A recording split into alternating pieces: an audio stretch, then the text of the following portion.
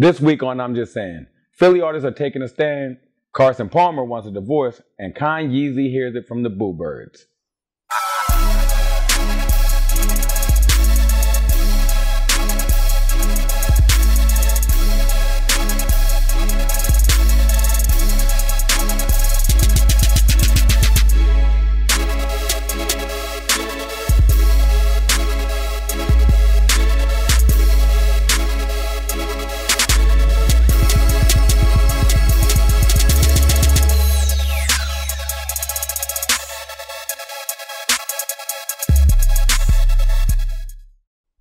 AMG may have started a movement. DJ Drama, the affiliate's frontman, made headlines this week. Evidently, Drama has some type of beef with Lotta Darkman, the Wu-Tang affiliate. Lie and Drama have been working together for years.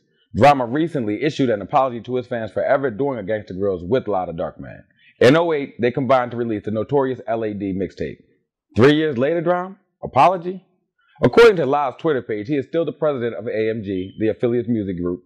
Lie fired back on his Twitter and wrote, and I quote, "Man, I guess this is what the drugs and going broke will do to some people. LOL. Wow. Public apologies, drug use accusations, alleged financial woes. Y'all are doing too much at AMG. I'm just saying." The other co-founder and less vocal affiliate, Don Cannon, took to his Twitter page on a more conscious note and gave the World Star hip-hop crew a verbal thrashing. Cannon tweeted, "What does pee on a girl have to do with hip-hop? World Star is the worst.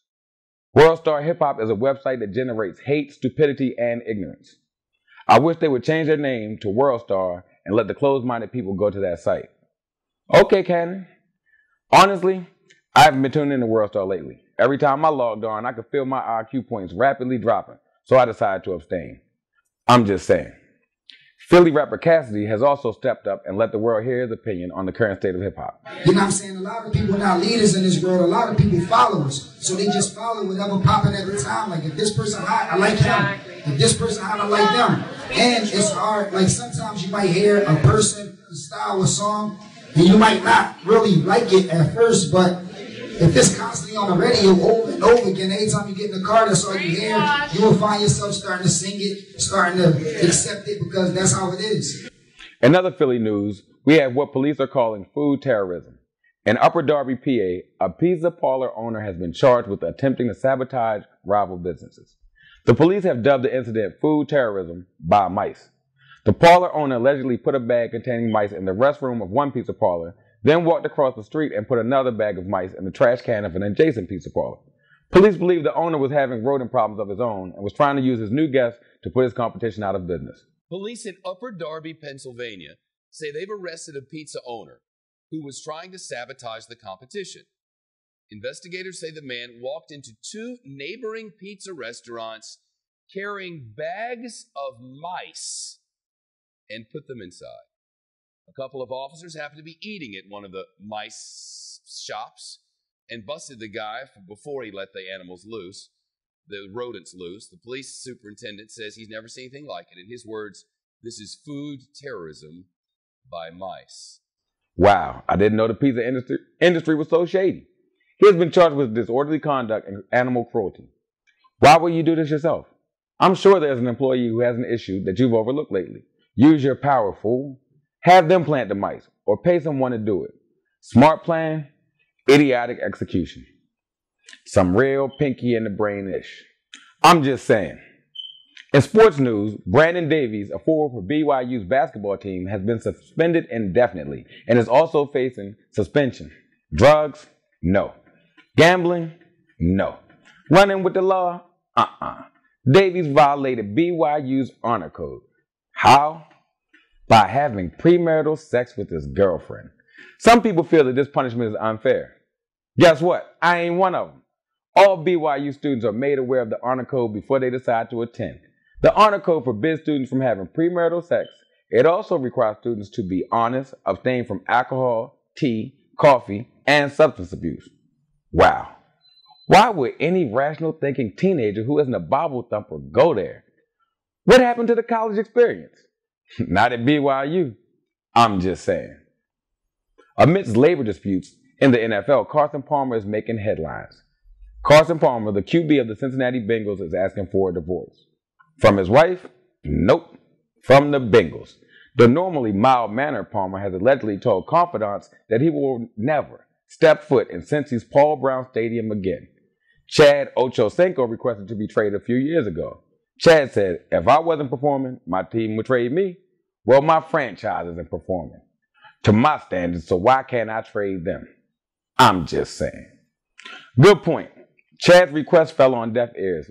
Bengals head coach Marvin Lewis said he doesn't think that Palmer will be in Cincy next season, whenever that season starts. Palmer seems to have some leverage here. Palmer has stated that he has $80 million in the bank and plays for the love, not the money. Palmer has threatened to take his talents to his residence if he's not traded. I've seen it before. Jim Brown, Barry Sanders, Jake Plummer, they all walked away from the game prematurely.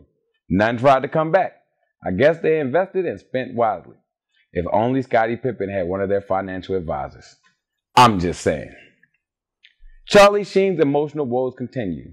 This week, Charlie made quite a few TV appearances. On Tuesday, his ex Brooke Mueller filed a restraining order against him. Later that evening, the police showed up at Sheen's residence to return the couple's children to his ex. Mueller has had her own struggles with sobriety and is scheduled to meet Sheen in court on the 22nd. It's called Charlie Sheen. Sheen says he's prepared for a legal battle. Sheen is confident that he will win and says he's the better parent. Makes one wonder, what is his ex on?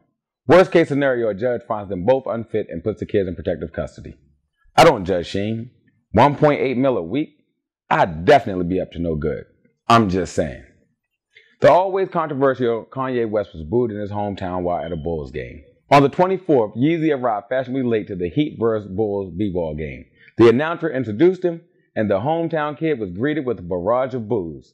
Kanye's recent tweets had been controversial and allegedly brought out the boo birds. He recently tweeted, an abortion can cost a ballin' dude up to 50 G's, maybe 100. Gold-digging expletives be getting pregnant on purpose. Strap up my N-words. Pop star Lily Allen recently had a miscarriage, and she tweeted, never has a tweet put me in such a bad mood. This is wrong on so many levels. First Taylor Swift, now Lily Allen. Guess we know two artists Yeezy won't be working with in the future. I'm just saying. I'm so glad Black History Month is over. Now my expectations for society have once again fell and are back to normal levels. With that being said, I saw one of the most ignorant trending topics ever this week. The TT was, you know you're black. You're spelled Y-O-U-R, not Y-O-U''R-E. Really?